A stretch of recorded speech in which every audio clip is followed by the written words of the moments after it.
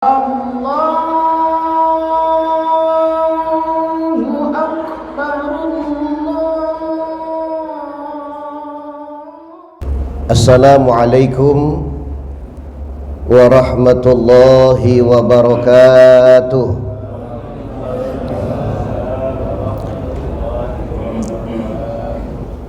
Bismillahi alhamdulillah, wassalatu wassalamu ala rasulillah Sayyidina wa maulana Muhammad ibni Abdillah wa ala alihi wa sahbihi wa mawala.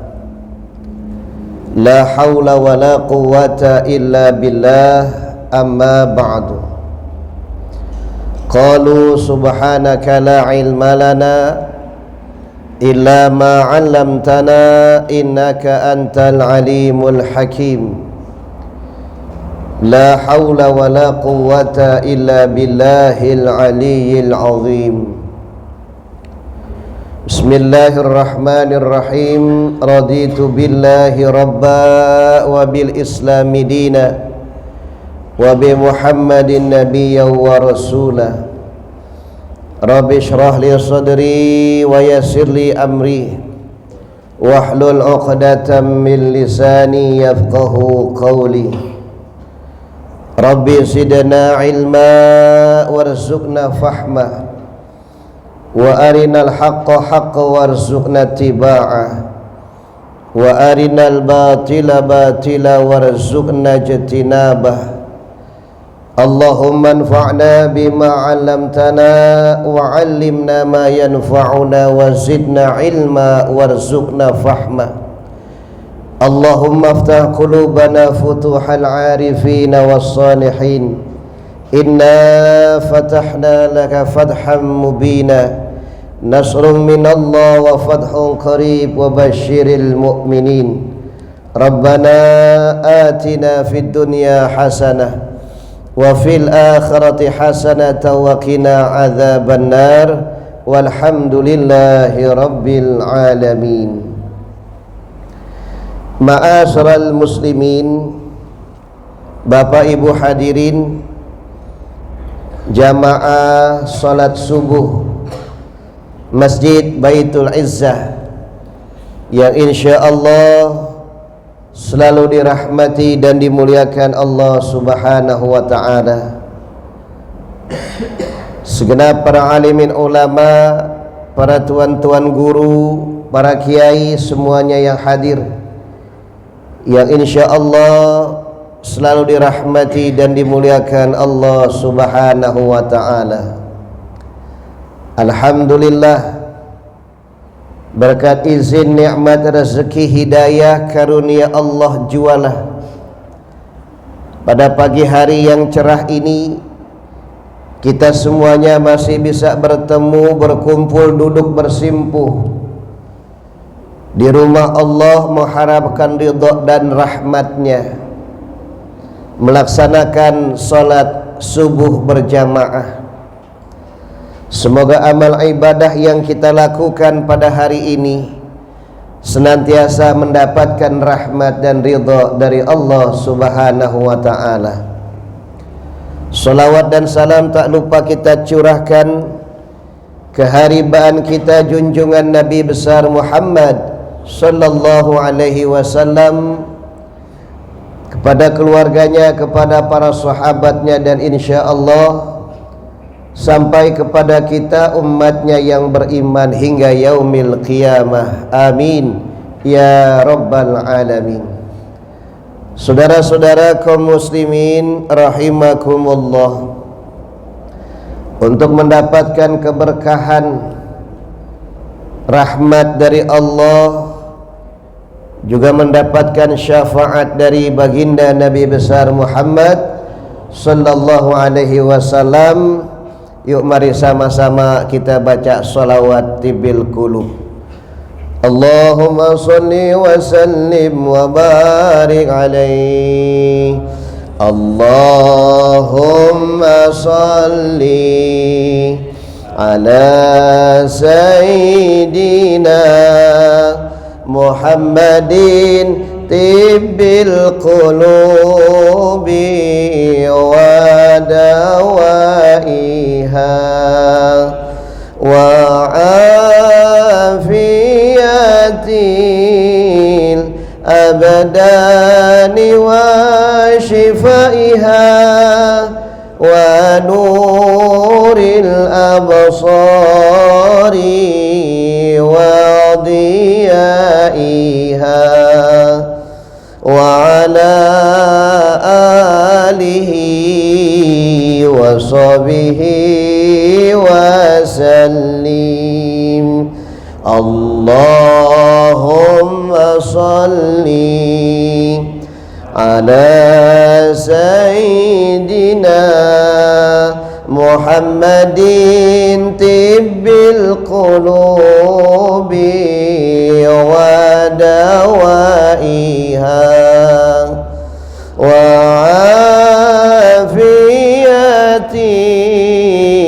abdani wa shifaiha wa nuril absari wa diyaiha wa ala alihi wa sahbihi wa sallim. Allahumma salli ala sayyidina Muhammadin tibbil qulubi wa dawaiha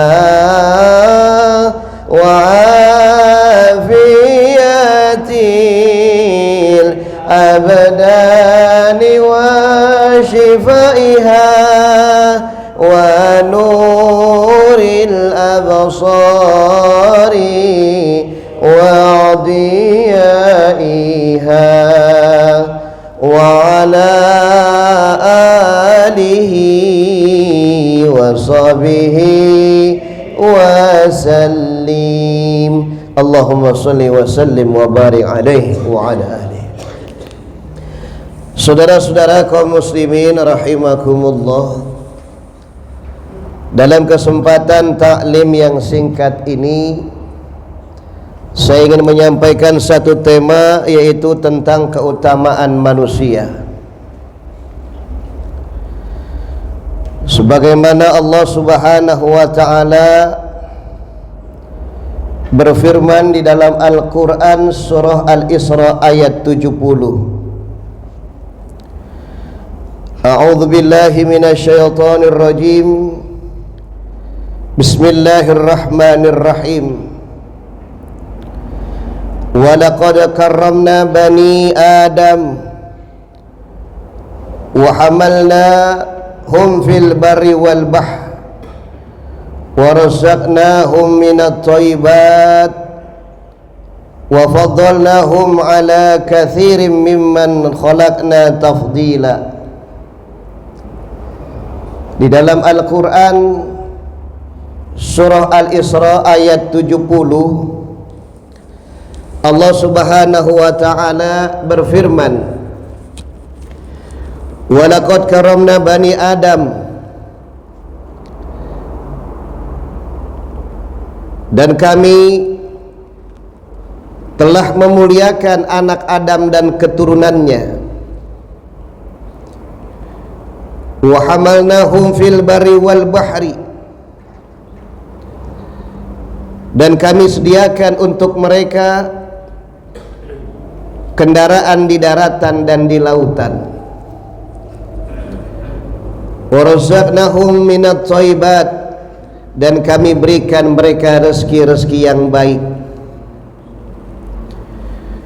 Wa faddalnahum ala katsirin mimman khalaqna tafdila, dan kami berikan kepada mereka keutamaan yang lebih utama dari kebanyakan makhluk yang kami ciptakan. Dari ayat ini bahwasannya Allah Subhanahu wa taala menjelaskan dengan sejelas-jelasnya bahwa Allah telah menciptakan Adam dan keturunannya itu dalam bentuk yang paling bagus.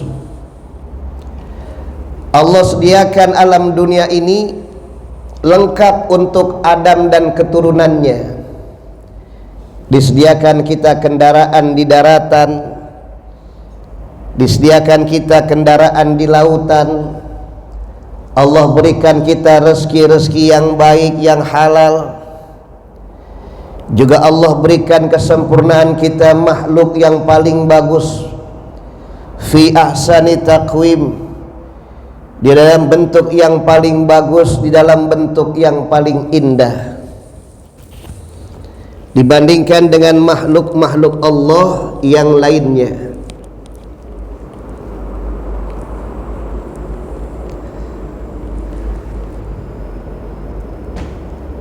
Ruwiya an Wahab bin Munabbi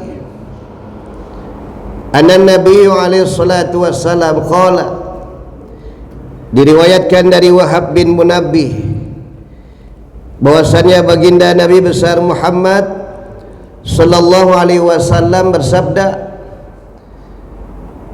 man shalla alayya ashran, barang siapa yang bersolawat 10 kali kepadaku, kata Nabi, faka'annama adfaqa raqabatan, maka seakan-akan dia telah memerdekakan seorang budak.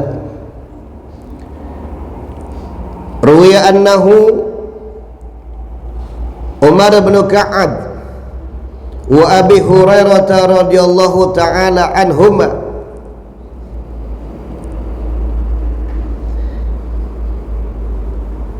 diriwayatkan dari Umar bin Ka'ab dan Abi Hurairah radhiyallahu anhuma,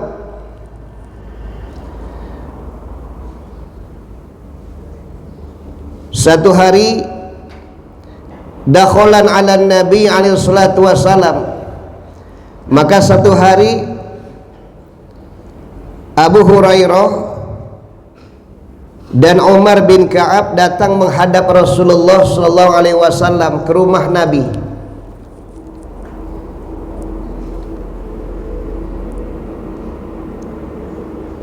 Faqala, dan mereka berkata, ya Rasulullah, man a'lamun nas, ya Rasulullah, siapa manusia yang paling alim, atau siapa manusia yang paling berilmu? Qala, Nabi menjawab, al-aqilu, orang yang berakal. Qala, mereka bertanya lagi, man a'budun nas, siapa manusia yang paling beribadah? Qala, Nabi menjawab, al-aqilu, orang yang berakal. Qala, mereka bertanya lagi, man afdalun nas, siapa manusia yang paling utama? Qala, Nabi menjawab, al-aqilu, orang yang berakal.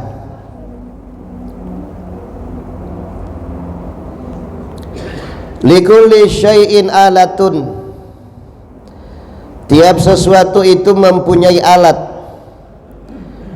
Wa alatul mu'minil aqlu, dan alatnya orang-orang yang beriman adalah akal. Wa likulli qaumin ra'in, dan tiap-tiap kaum punya pemimpin. Wa ra'il mu'minil aqlu, dan pemimpin orang-orang yang beriman adalah akalnya. Walikulli qaumin ghayatun, dan tiap-tiap kaum mempunyai tujuan. Wa ghayatul ibadil aqlu, dan tujuan seorang hamba terletak kepada akalnya.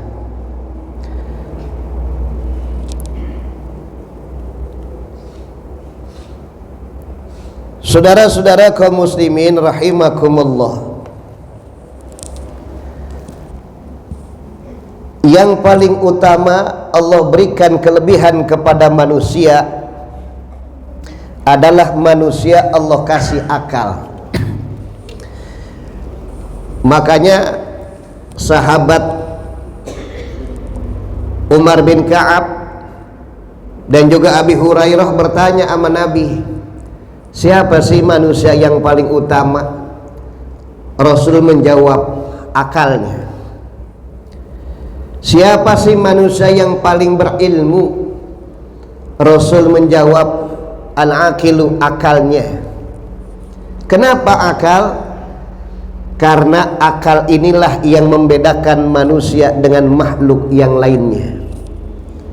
Seseorang yang zawalul akli, dia hilang akalnya, maka tidak sah dia sholatnya.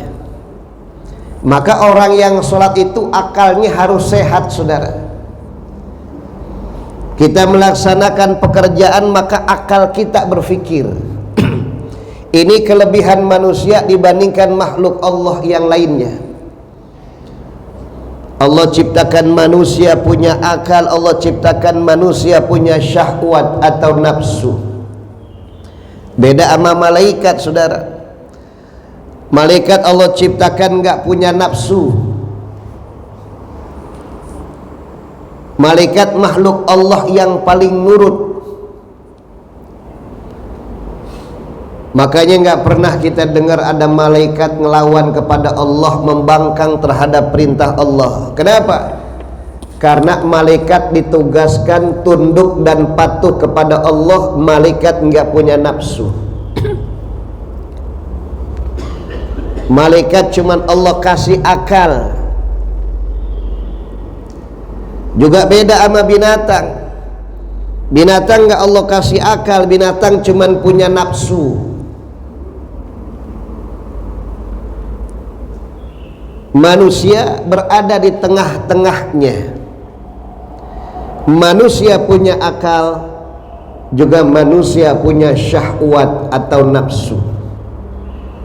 Kalau akal sehat kita yang menang, maka naiklah saudara ke derajat malaikat. Tapi kalau akal sehat kita kalah, nafsu yang gede, maka jatuhlah kita seperti binatang. Maka kelebihan manusia, manusia Allah kasih akal, juga manusia Allah kasih syahwat atau nafsu. Sebaik-baik manusia, kata Nabi, adalah akalnya. Seutama-utama manusia, kata Nabi, adalah akalnya. Sebagus-bagusnya ibadah manusia, kata Nabi, maka adalah akalnya. Ini akal dipakai untuk mikir, saudara. Untuk mikir tentang kebesaran Allah, untuk mikir berapa Allah Subhanahu wa ta'ala menciptakan alam dunia beserta isinya. Maka tugas manusia adalah melaksanakan apa yang diperintahkan oleh Allah dan menjauhi apa yang dilarang oleh Allah.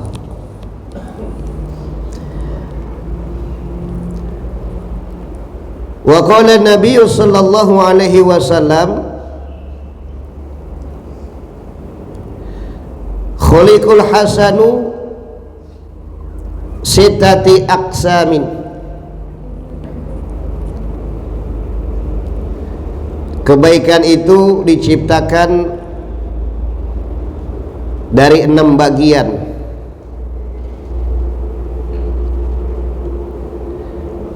Al-latafatu wal mulahatu wad diya'u wan nuru warriqatu wad diqatu. Jadi kebaikan itu Allah ciptakan dari 6 bagian.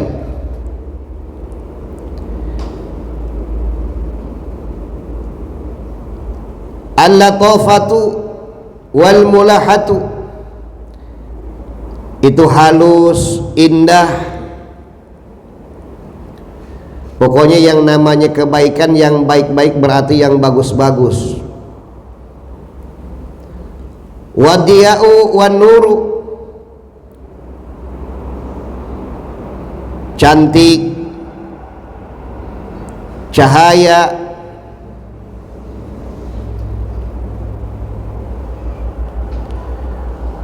Wariqatu wadiqatu, bersinar dan juga kelembutan.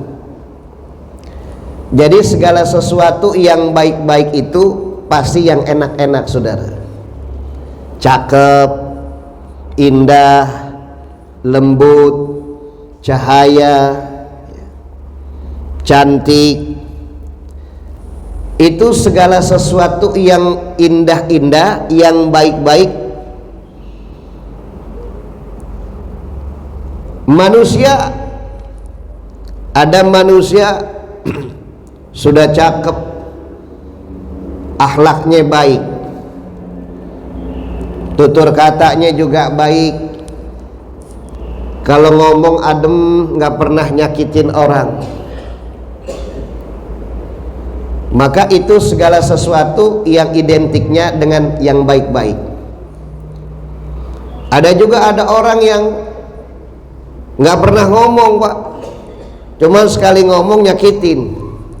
Orang kagak pernah ngomong nih, diem aja, cuma sekali ngomong, waduh, nyeleket juga di hati. Tutur katanya tidak baik. Maka Allah ciptakanlah segala kebaikan itu dari yang indah-indah, saudara.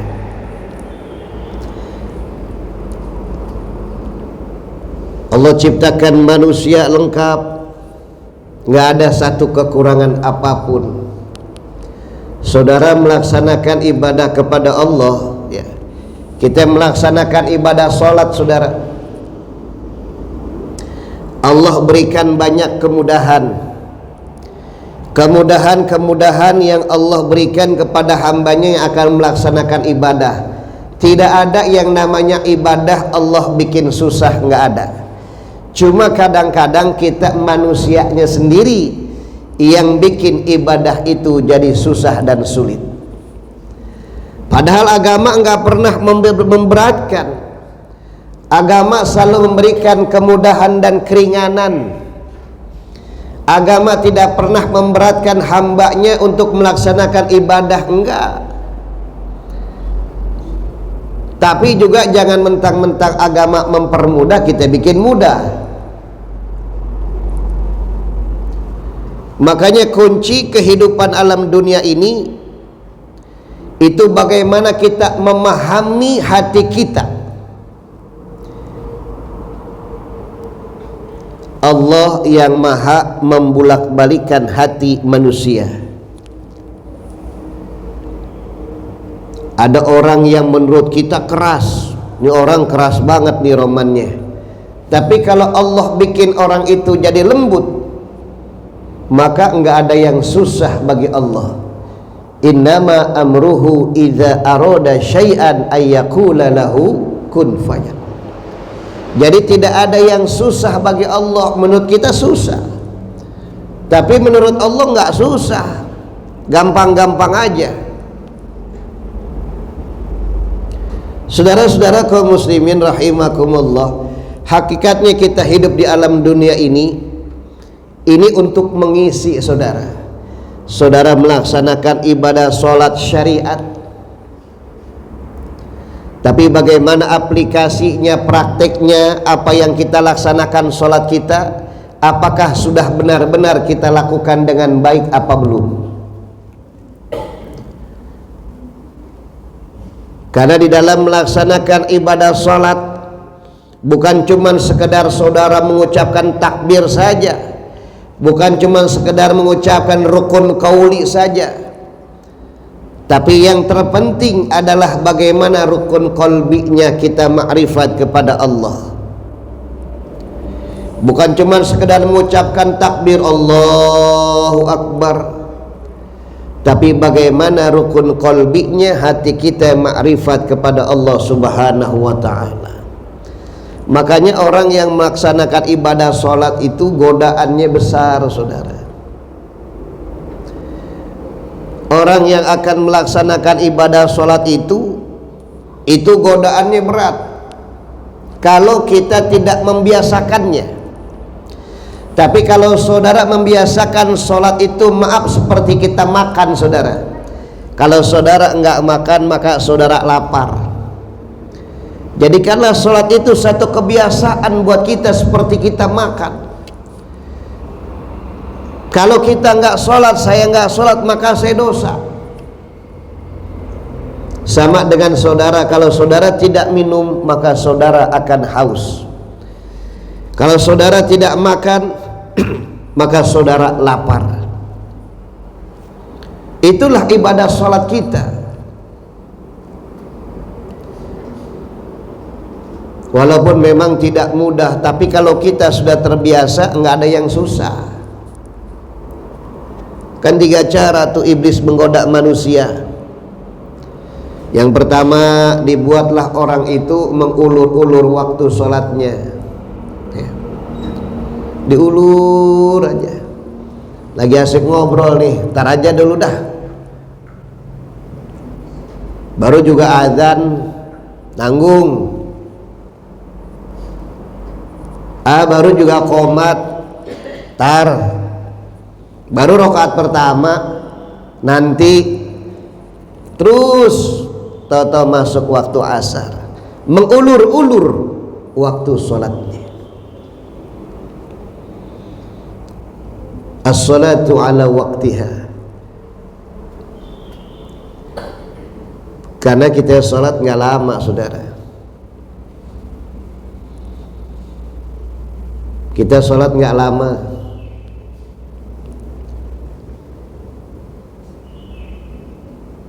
Nggak ada orang sampai 1 jam 2 jam, kecuali barangkali baginda Nabi besar Muhammad sallallahu alaihi wasallam. Kita sholat sendiri nggak lama, paling lama 5 menit selesai. Kalau kita kalikan yang wajib sholat 5 menit, sehari kita sholat 5 kali, cuman 25 menit, saudara. 5 kali 5 25 menit. Cuma 25 menit sehari kita sholat yang wajib tuh. Nggak nyampe 1 jam, nggak nyampe. Cuma 25 menit. Sedangkan dalam satu hari ada 24 jam. Coba itu. Allah ciptakan keutamaan manusia, manusia dikasih akal biar mikir. Di dalam surah Al-A'raf ayat 179 Allah berfirman, A'udzubillahi minasyaitonir rajim. Bismillahirrahmanirrahim. Wa laqad dzara'na li jahannam katsiran minal jinni wal ins. Allah sediakan neraka jahanam katsiran, banyak penghuninya, minal jinni wal insi, dari golongan jin dan manusia.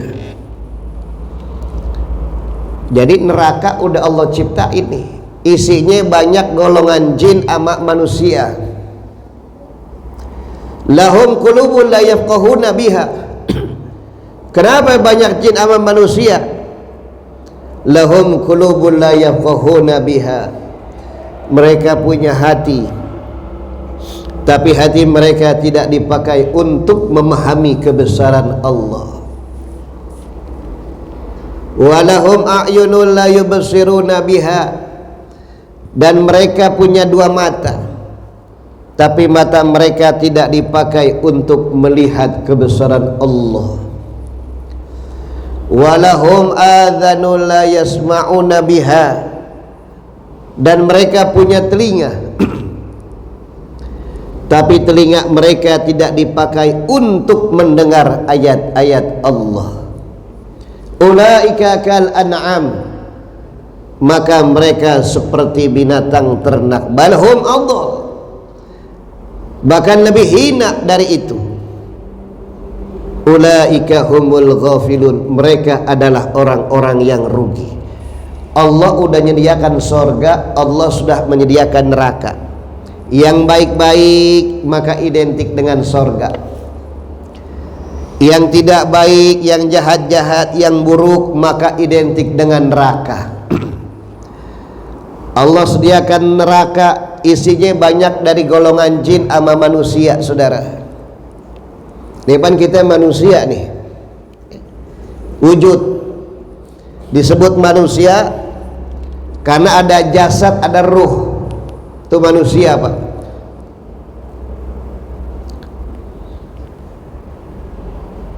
Di jasadnya ada, basyariahnya ada, ruhaninya juga ada. Jasad ada, ruh ada, manusia. Kalau cuman ada jasadnya doang, ruhnya nggak ada, apa namanya itu? Cuman ada jasadnya doang, Pak, ruhnya udah nggak ada, namanya apa? Mayat. Mayat cuman ada jasadnya doang, basyariahnya doang ada, tapi ruhnya udah nggak ada, maka dinamakan mayat. Nah, kita manusia nih, jasadiah kita ada, ruhaniyah kita juga ada.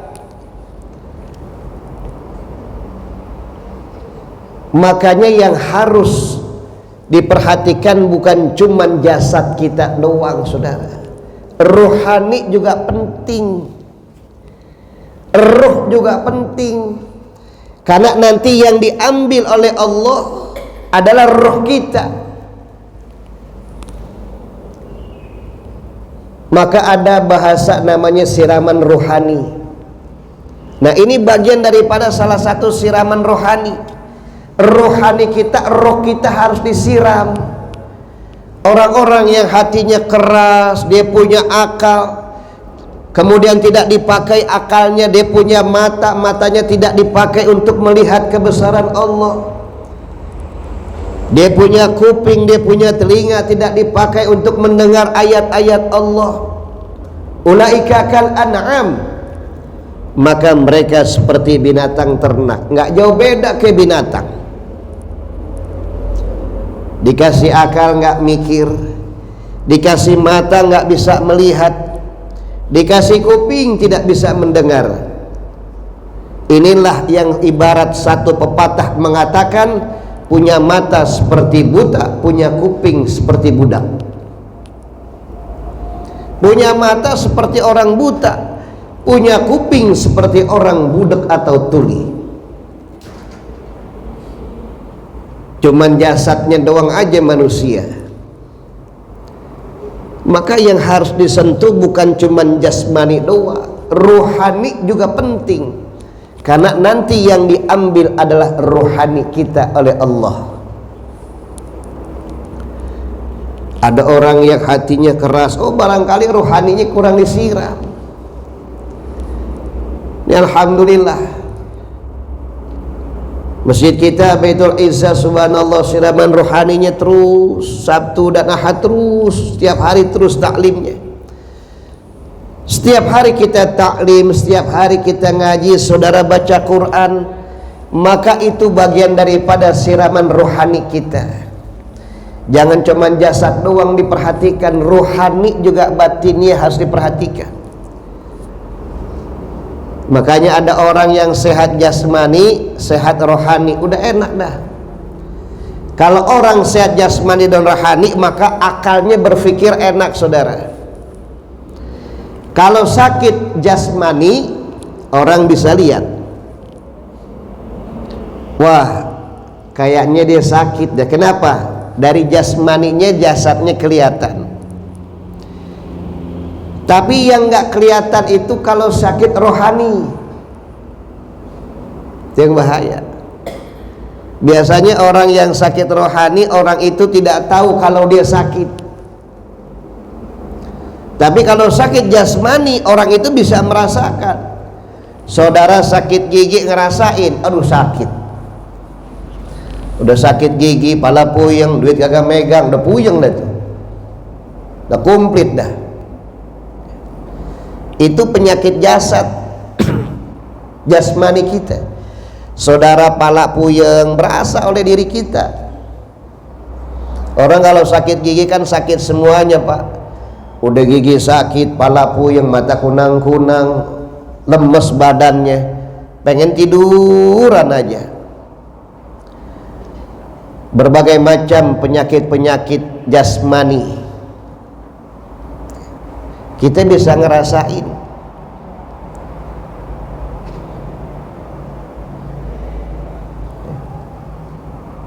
Asam urat,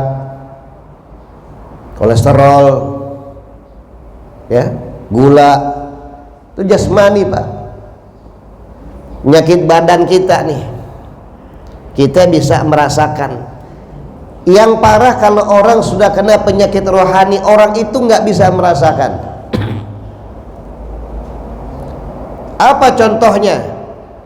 Riya, dengki, takabur, sombong, hasad, hasud, dia nggak sadar. Siapa yang bisa menilai? Orang lain. Itu bedanya pak. Kalau kita sakit secara fisik, orang lain barangkali nggak tahu. Kita bisa merasakan. Ente mah nggak tahu nih, pala saya lagi puyeng nih, puyeng pala saya. Mana gigi sakit, bisul kagak pecah-pecah. Orang lain kagak tahu kalau penyakit jasmani kita, jasad kita. Tapi kebalikannya, kalau kita punya penyakit rohani, kita yang nggak tahu, tapi orang lain yang bisa menilai. Oh tuh orang sombong amat, tuh. Kita mungkin biasa aja. Itulah yang namanya ruhani. Jadi bukan cuma jasmaniyah, bukan cuma jasadiah kita yang harus disiram, tapi ruhaniyah kita juga penting harus disiram. Karena nanti yang diambil oleh Allah adalah ruhaniyah kita. Pentingnya kita menjaga jasmani, lebih penting juga kita menjaga ruhani kita. Dengan zikir, dengan banyak baca Quran, ya, maka itu bisa mengobati penyakit-penyakit ruhani kita. Makanya tadi saya katakan kebaikan itu identik dengan yang indah-indah, cantik, lembut, sinar, cahaya, ya, baik. Tapi segala sesuatu yang tidak baik maka identik dengan yang jahat-jahat. Maka selain kita mengasah jasmani kita, rohani kita juga harus kita asah. Sholat, yang pertama dibuatlah orang itu mengulur-ulur waktu sholatnya, ya. Bukan cuman ibadah fi'li, bukan rukun kolbi, bukan rukun fi'li, tapi rukun kolbinya juga harus penting nih, ruhani kita pak. Ini penting.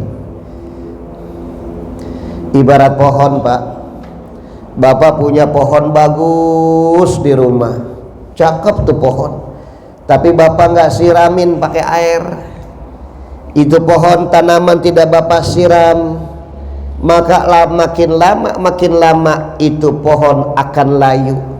Kalau pohon sudah layu, maka pohon itu akan mati saudara. Maka pohon itu tidak akan berkembang, buah itu tidak akan berkembang, tanaman itu tidak akan berkembang. Pun hati juga sama, ruhani kita juga sama. Maka ruhani harus terus diasah, ruhani harus terus disiram. Supaya apa? Supaya hati kita dekat dengan Allah Subhanahu wa ta'ala. Lalu apa cara yang kedua? Di saat manusia akan melaksanakan ibadah sholatnya, maka yang kedua, iblis menggoda manusia supaya orang itu lupa terhadap bacaan dan rakaat sholatnya. Tuh udah gak fokus tuh kita tuh. Mulut kita yang ngucapin takbir Allahu Akbar, tapi pikiran ngaprak kemana-mana nih, ngaprak pikiran. Kontrakan orang mulu dihitungin ya. Orang yang punya kontrakan kita yang hitungin. Tuh orang kontrakannya nambah mulu, ngitungin mulu punya orang. Mulut sih ngucapin takbir, tapi banda orang mulu kita hitungin. Maka rukun kolbinya kita belum dapat. Maka wajar begitu kita sholat, kita lupa bacaan kita, kita lupa rakaat sholat kita. Sholat zuhur 4 rakaat, begitu 2 kita bingung. Ini 2, 3, 4 ya. Aduh, 2, 3, 4 nih. 2, 4, 3 nih. Lupa dia. Sholat zuhur 4 rakaat, baru 2 rakaat dia udah salam. Assalamualaikum warahmatullahi. Assalamualaikum warahmatullahi. Dia lupa.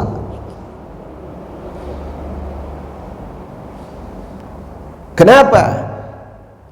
Karena ruhani, rukun qalbinya tidak dipakai, saudara. Maka jangan dianggap ibadah sholat ibadah yang enak. Cara syariat kita cuma tunggang tungging. Kita sujud, kita ruku, kita i'tidal, kita ruku, kita sujud, kita i'tidal. Ruku sujud bangun, ruku sujud bangun, ruku sujud bangun. Itulah gambaran kehidupan manusia. Suatu hari kita berada di atas gagah, kemudian kita ruku membungkuk, kemudian kita sujud jatuh, bangun lagi kita, kemudian ruku, kita sujud, kita duduk siap-siap, kita bangun lagi. Itulah kehidupan. Wa tilkal ayyamu nudawiluha bainan nas. Jadi orang hidup itu nggak selamanya bisa berdiri tegak. Suatu saat Anda akan ruku, suatu saat Anda akan sujud. Tapi ingat, selama Allah berikan kita kesehatan, Allah berikan kita akal yang sehat, maka duduklah di antara 2 sujud. Siap-siap saudara bangkit lagi, bangun. Nanti saudara ruku lagi, saudara sujud lagi. Itulah gambaran kehidupan kita seperti kita sholat, saudara. Maka sholat itu dahsyatnya luar biasa. Bukan cuma syariat kita ruku sujud doang, bukan. Inna sholata tanha 'anil fahsya'i wal munkar. Bukan cuma sekedar menggugurkan kewajiban. Makanya di dalam Al-Quran, wa yuqimuna sholat, dirikan sholat, bukan kerjain sholat, bukan. Tapi mendirikan sholatnya. Saudara-saudara kaum muslimin rahimakumullah, setiap kita manusia yang hidup pasti ingin mendapatkan bahagia. Ini saya yakin jamaah di sini pengennya bahagia nih. Ya Pak ya. Saya mau nanya Pak, pengen seneng pengen susah? Ayo Pak, saya mau tanya nih, pengen seneng apa pengen susah? Seneng kan? Pengen bahagia apa pengen sengsara? Saya nanya. Tuh kan pengennya yang baik-baik, betul nggak? Pengen surga, pengen neraka. Tuh pasti yang baik-baik, betul nggak? Nggak ada orang hidup pengen sengsara, nggak ada orang hidup pengen nggak bahagia, semuanya pengen bahagia. Tapi untuk mendapatkan kebahagiaan, bahagia dunia terlebih bahagia di akhirat, itu bukan perkara yang gampang, Pak. Pasti ada ujian dan cobaannya. Tapi ingat, apapun yang Allah ujikan kepada kita, maka Allah tahu hambanya sanggup menghadapinya.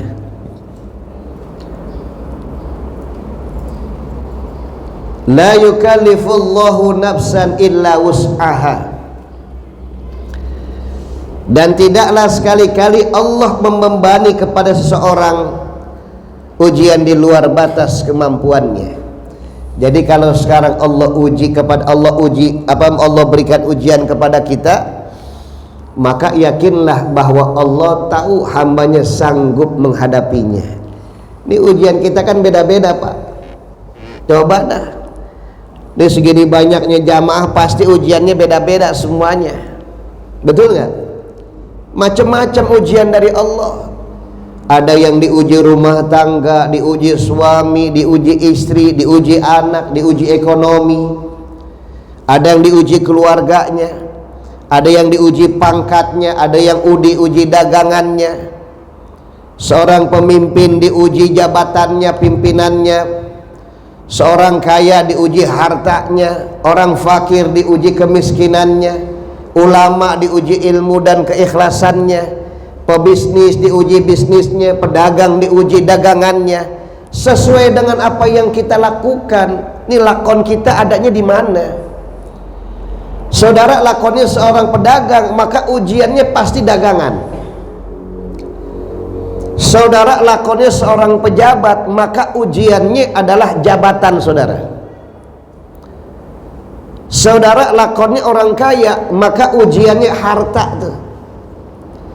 Saudara lakonnya orang fakir, maka ujiannya adalah kefakiran kita.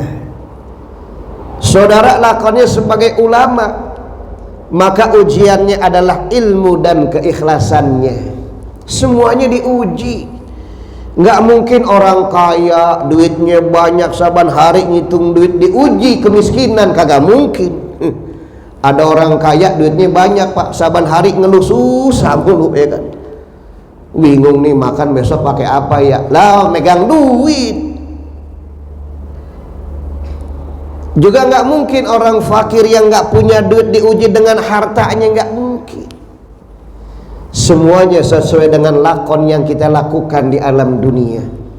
Jadi kalau saat ini kita diuji oleh Allah, diuji rumah tangga, diuji ekonomi, diuji keluarga, mayakinlah bahwasannya Allah tahu hamba itu sanggup menghadapinya. La yukallifullahu nafsan illa wus'aha. Kalau orang itu lulus, maka naik derajat kita dari SD, SMP, SMA, SMA, kuliah, terus kerja. Itulah kehidupan kita. Berkeluarga kita, punya anak, punya cucu, terus kehidupan. Maka jangan pernah takut diuji oleh Allah. Kalau diuji berarti Allah sayang sama kita. Yang repot kalau orang hidup nggak ada ujian, Pak. Monoton namanya. Itu malaikat nggak ada ujiannya, Pak.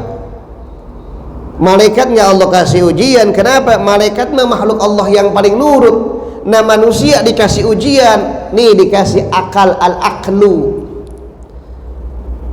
Seutama-utamanya manusia, kata Nabi, adalah akalnya. Maka pakailah akal kita untuk berfikir, merenung tentang kebesaran Allah, baca Quran. Tidak ada ujian yang Allah berikan kalau hambanya nggak sanggup. Semuanya diuji oleh Allah, saudara. Karena hakikatnya manusia hidup cuma ujian. Kita hidup di alam dunia cuma titipan, saudara. Nggak ada yang punya kita sesungguhnya tuh, nggak ada. Semuanya cuma titipan dari Allah. Harta, pangkat, jabatan, istri, anak, suami, semuanya cuma titipan. Yang namanya titipan kan pasti bakal diambil sama yang punya. Kalau diambil sama yang punya dalam keadaan baik, pasti yang punya seneng, yang nitip seneng. Tapi kalau pas diambil sama yang punya hancur, maka yang nitip marah.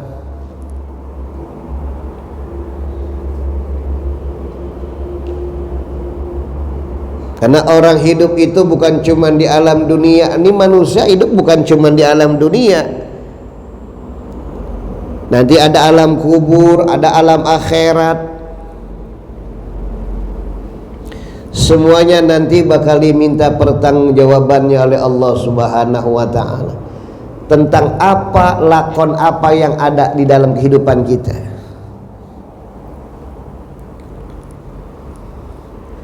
La tazula qadama 'abdin yaumal qiyamah min baini yadayhi hatta yus'ala an arba'ati asya'a. Manakala dua kaki seorang hamba bertemu dengan Allah pada hari kiamat, maka mereka akan ditanya oleh Allah tentang 4 perkara. An umruhu fi ma'afnahu. Yang pertama, umurmu kau habiskan untuk apa? Umurmu kau habiskan untuk apa, saudara? Ini umur ditanya, saudara. Hitungan dunia umur kita nambah, ya. Hitungan dunia umur kita nambah, Pak. Yang sekarang umur bapak 60 tahun atau 50 tahun, tahun besok nambah 51, tahun besok nambah 52, tahun besok nambah 53. Hitungan dunia barangkali umur kita nambah, tapi kalau hitungan akhirat umur kita makin berkurang. Iya. Coba dah begini, kita umat Nabi Muhammad, umur umat Nabi Muhammad nggak jauh beda sama umur nabinya. Umur umat Nabi itu nggak jauh beda dengan umur nabinya.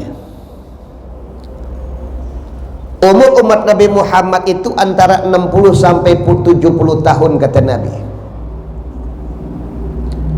Umur umatku nggak jauh dengan umurku kata Nabi, antara 60 sampai 70. Oh, kalau ada yang sampai 80, 90, 100, bonusnya udah banyak.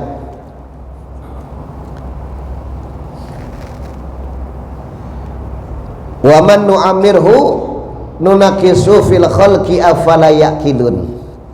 Tapi ingat saudara, kalau kita diberikan umur panjang sampai 90, 100 sampai 150 tahun, maka kita akan seperti sedia kala lagi. Kita seperti anak-anak lagi. Umur umat Nabi nggak jauh dengan nabinya.